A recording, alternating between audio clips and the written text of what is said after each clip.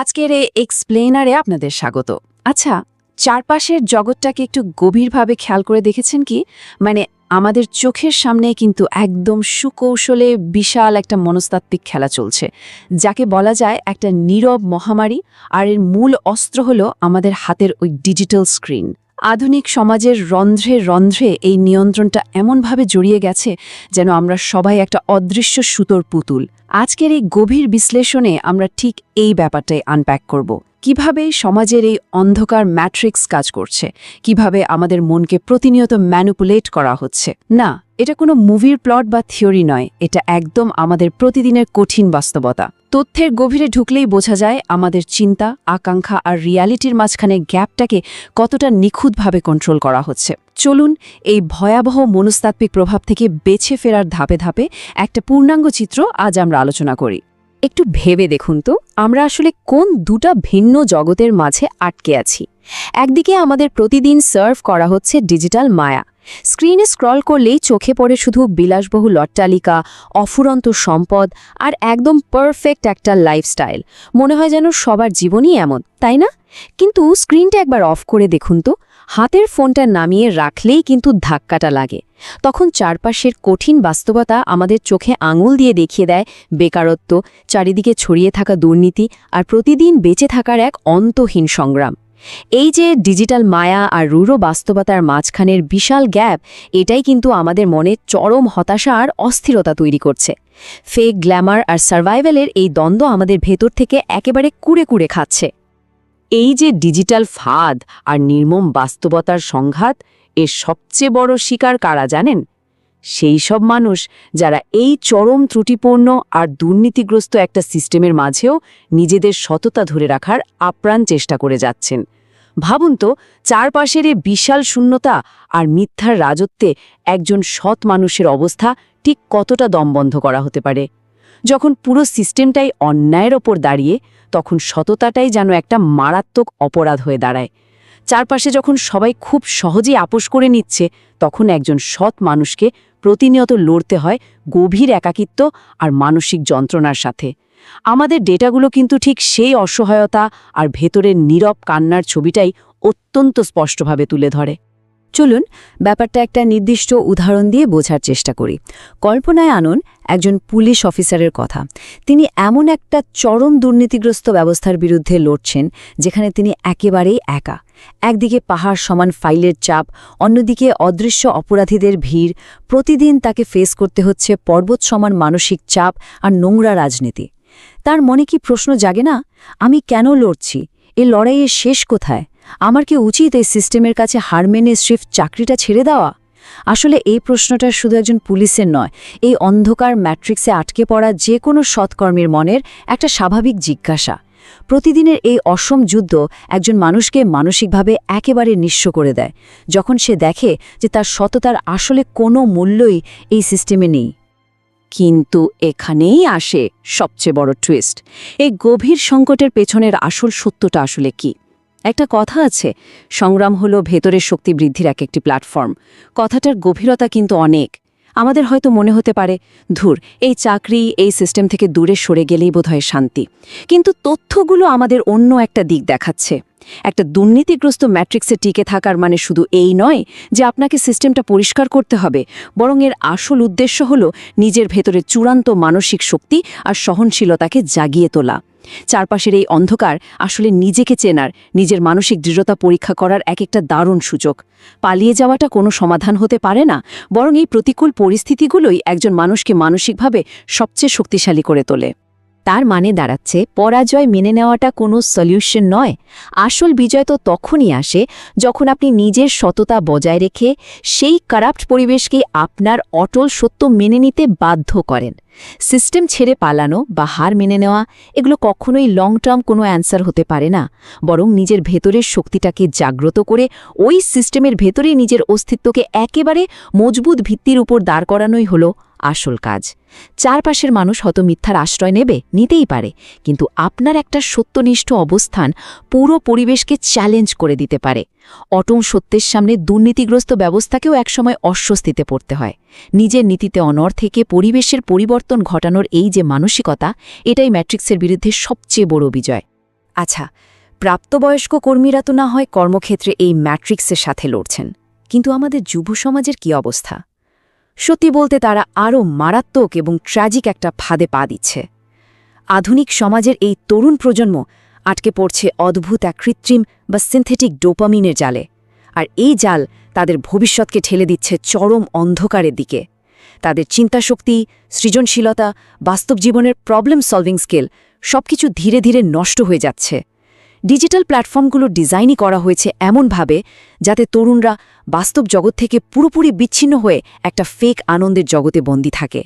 এই ভয়াবহ ব্যাপারটা কিভাবে কাজ করছে আর পুরো একটা প্রজন্মকে ধ্বংসের দিকে নিয়ে যাচ্ছে তা আমাদের একটু সিরিয়াসলি তলিয়ে দেখা দরকার। সময়ের সাথে এই পরিবর্তনের টাইমলাইনটা একটু খেয়াল করুন। আজ থেকে 4 দশক মানে 40 বছর আগের কথা ভাবুন তো। গ্রামের একজন তরুণ কিন্তু মানসিকভাবে অনেক তৃপ্ত আর শান্তিতে ছিল। কেন জানেন? কারণ তাদের সামনে এই অবাস্তব ডিজিটাল মায়ার কোনো অস্তিত্বই ছিল না। এরপর 1 দশক আগে আসলো স্মার্টফোন, আর এর মাধ্যমে দরিদ্র এলাকাগুলোতেও ছড়িয়ে দেওয়া হলো গ্লোবাল ডিজিটাল স্বপ্নের বীজ। আর বর্তমান দিনের অবস্থা সিরিয়াসলি রীতিমতো ভয়াবহ। বিদ্যুৎহীন একটা ভাঙা ঘরে বসে থাকা 16 বছরের একটা কিশোর হয়তো এখন দেখছে ক্যালিফোর্নিয়ার কোনো বিলিয়নিয়ারের লাইফস্টাইল রিলস। তার মস্তিষ্কে ডোপামিনের মাত্রা এমন একটা লেভেলে স্পাইক করছে যার সাথে তার পারিপার্শ্বিক বাস্তবতার বিন্দুমাত্র কোনো মিল নেই। এই অবাস্তব আকাঙ্ক্ষা আর রূঢ় বাস্তবতার আকাশপাতাল ব্যবধানটাই তাদের মেন্টাল ব্যালেন্স পুরোপুরি ধ্বংস করে দিচ্ছে। আসক্তির এই পুরো ট্র্যাজেডিটা আসলে কয়েকটা স্পেসিফিক ধাপে কাজ করে। স্টেপ 1 শুরু হয় ওই গ্ল্যামারাস আর পারফেক্ট জীবনের রিলস দেখা দিয়ে। স্টেপ 2 এই ভিডিওগুলো মস্তিষ্কে তৈরি করে চরম একটা ডোপামিন স্পাইক বা সাময়িক এক তীব্র আনন্দ। কিন্তু স্টেপ 3তে গিয়েই ঘটে বিপত্তি। যখন ফোনের ব্যাটারি শেষ হয়ে যায় বা স্ক্রিনটা অফ হয়, তখন চারপাশের কঠিন বাস্তবতা যেন সজোরে থাপ্পড় মারে। সামনে কোনো চাকরি নেই, ক্যারিয়ার নেই, আর এই রিয়ালিটি থেকে পালানোর কোনো রাস্তাও নেই। আর ঠিক এখানেই আসে স্টেপ 4। এই অবাস্তব ডিজিটাল স্বপ্ন আর নিষ্ঠুর বাস্তবতার মাঝখানের গ্যাপটা পূরণ করতে যুব সমাজ তখন বেছে নেয় সবচেয়ে সস্তা আর ভয়াবহ পালানোর পথ, সিনথেটিক আসক্তি। এটা এমন একটা চক্র যেখান থেকে একবার ঢুকলে বের হওয়া প্রায় ইম্পসিবল। আর এর রেজাল্ট, পরিণতিগুলো আক্ষরিক অর্থেই ভয়াবহ এবং সুদূরপ্রসারী। এটা এখন আর শুধু সাধারণ কোনো আসক্তির পর্যায়ে নেই। মারাত্মক সিনথেটিক ড্রাগ, স্ক্রিন এডিকশন আর মনস্তাত্ত্বিক অসারতা পুরো সমাজটাকে যেন ধীরে ধীরে গিলে খাচ্ছে। একটু ভেবে দেখুন, একটা গ্লোবাল সিন্ডিকেট খুব সুকৌশলে এই দুর্দশা থেকে নিজেদের মুনাফা লুটছে, আর অন্যদিকে এর প্রভাবে ভেঙে টুকরো টুকরো হয়ে যাচ্ছে আমাদের ব্যক্তিগত সম্পর্কগুলো, ধ্বংস হয়ে যাচ্ছে একটা পরিবার। আধুনিক যুব সমাজ আক্ষরিক অর্থে যেন চিন্তাশক্তিহীন জম্বিতে পরিণত হচ্ছে। তারা বাস্তব জগতের আবেগ, দায়িত্ব বা সম্পর্কের কোনো ভ্যালুই আর বুঝতে পারছে না। পুরো একটা জেনারেশন এই ডিজিটাল ফাঁদে পড়ে নিজেদের ভবিষ্যৎ চিরতরে হারিয়ে ফেলছে। তো এখন সবচেয়ে বড় প্রশ্ন হলো, এই আধুনিক আর ভয়াবহ মহামারীর কি কোনো নিরাময় নেই? এর উত্তর কিন্তু আপনি সচরাচর দেখা কোনো মোটিভেশনাল কথায় বা ভিডিওতে কখনোই পাবেন না। প্রকৃত মুক্তি লুকিয়ে আছে সঠিক আত্মজ্ঞানের মধ্যে। নিজেদের ভেতরের সত্যটাকে যদি আমরা গভীরভাবে উপলব্ধি করতে পারি, তবেই কেবল এই অন্ধকার ম্যাট্রিক্স থেকে বের হওয়া পসিবল। নিজের মনকে চেনা, নিজের লিমিটেশন আর পোটেনশিয়ালগুলোকে বাস্তবতার আলোকে জাজ করতে শেখা, এগুলোই হলো মুক্তির মাস্টার কি। বাইরে থেকে চাপিয়ে দেয়া কোনো সমাধান নয়, বরং নিজের ভেতর থেকে আসা একটা গভীর আন্ডারস্ট্যান্ডিংই পারে এই কৃত্রিম জগৎ থেকে আমাদের বাস্তব জীবনে ফিরিয়ে আনতে। এই জায়গাটাতে আধ্যাত্মিকতা বা স্পিরিচুয়ালিটি নিয়ে আমাদের সমাজের প্রচলিত ধারণাটা একটু ভাঙা দরকার। অনেকেই হয়তো ভাবেন আধ্যাত্মিকতা মানে সংসার জীবন ত্যাগ করে সোজা পাহাড়ে চলে যাওয়া, কিন্তু প্রকৃত বিশ্লেষণ একদম ভিন্ন কথা বলছে। প্রকৃত আধ্যাত্মিকতা আসলে কি জানেন? সেটা হলো নিজের ঘরে নিজের জীবনে বাস্তবতার আলো নিয়ে আসা, রিয়েলিটি থেকে না পালিয়ে তার মুখোমুখি দাঁড়িয়ে নিজের একটা অটুট মানসিক কেন্দ্র খুঁজে বের করা। চরম হতাশা আর প্রতিকূলতার মধ্যেও নিজের মনের শান্তি আর ব্যালেন্স ধরে রাখার ক্যাপাসিটিটাই হলো আসল আধ্যাত্মিকতা। নিজের দায়িত্বগুলো পালন করা আর একই সাথে পারিপার্শ্বিক নেতিবাচকতা থেকে নিজেকে মানসিকভাবে মুক্ত রাখাই হলো এই যুগের সবচেয়ে বড় সাধনা। এখানকার সবচেয়ে ইম্পর্ট্যান্ট পয়েন্ট হলো কিছু প্র্যাকটিক্যাল পদক্ষেপ নেওয়া। প্রথমত, ওই ফেক ডোপামিন বা অবাস্তব ডিজিটাল মায়ার পেছনে অন্ধের মতো দৌড়ানো আজই এখনই বন্ধ করতে হবে। দ্বিতীয়ত, বাস্তবতাকে এড়িয়ে না গিয়ে একদম চোখে চোখ রেখে সাহসের সাথে তার মুখোমুখি হতে হবে। আর থার্ডলি, এই ডিজিটাল দুনিয়ার তৈরি করে দেওয়া বিষাক্ত এক্সপেকটেশনগুলো থেকে পুরোপুরি বেরিয়ে এসে জীবনে বিশুদ্ধ একটা ভালোবাসা আর সম্পর্ক তৈরি করতে হবে। আত্মজ্ঞান ঠিক এই কাজগুলো করতেই আমাদের হেল্প করে। যখন আপনি নিজের আসল ভ্যালুটা বুঝতে পারবেন, তখন আর বাইরের জগতের ওই মিথ্যা প্রশংসার জন্য আপনার ওয়েট করতে হবে না।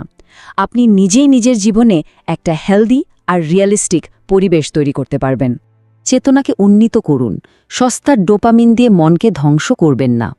এই ডার্ক ম্যাট্রিক্সের বিরুদ্ধে চূড়ান্ত বিদ্রোহ করার মানে কিন্তু রাস্তায় নেমে স্লোগান দেওয়া বা সমাজের বিরুদ্ধে যুদ্ধ ঘোষণা করা নয়। এর আসল মানে হল নিজের মনকে শক্তিশালী করা। সস্তা আর সিনথেটিক ডোপামিন দিয়ে নিজের ব্রেনটাকে তিলে তিলে ধ্বংস না করে নিজের চেতনাকে আপগ্রেড করাই হলো এই সময়ের সবচেয়ে বড় রেভলিউশন। নিজের মনকে কন্ট্রোল করতে শেখা, সস্তা বিনোদনের বদলে গঠনমূলক কাজে ফোকাস করা আর নিজের চিন্তা শক্তিকে ধারালো করার মাধ্যমেই কেবল এই ডিজিটাল দাসত্ব থেকে মুক্তি পাওয়া সম্ভব। আর হ্যাঁ, এই নীরব বিপ্লবটা শুরু হতে হবে একেবারে প্রতিটা মানুষের নিজের ভেতর থেকে। আমরা আজকের এই এক্সপ্লেনারের একদম শেষ পর্যায়ে চলে এসেছি। যাওয়ার আগে একটা গভীর চিন্তার খোরাক দিয়ে যাই। এই যে সমাজ বা ম্যাট্রিক্সের অন্ধকার রূপটা আমরা এতক্ষণ দেখলাম, এরপর কি হবে? মানুষকে এভাবেই বাস্তবতা থেকে পালিয়েই বেরাবে, নাকি নিজের ভেতরের শক্তিটাকে এতটা মজবুত করবে যা দিয়ে সে নিজেই এক সত্যের আলোকবর্তিকা হয়ে উঠবে? কারণ সত্যি বলতে এই বিশ্বটার এখন সেটাই সবচেয়ে বেশি প্রয়োজন। চারপাশের এই অন্ধকার ঘরকে আলোকিত করার দায়িত্ব কিন্তু আমাদের নিজেদেরই নিতে হবে। সমাজকে বদলানোর আগে নিজেকে বদলানোর এই চ্যালেঞ্জটাকে আমরা নিতে প্রস্তুত? ভাববেন কিন্তু ব্যাপারটা নিয়ে। আশা করি আজকের আলোচনা আপনাদের চারপাশের বাস্তবতাকে একদম নতুন একটা দৃষ্টিকোণ থেকে দেখতে সাহায্য করবে।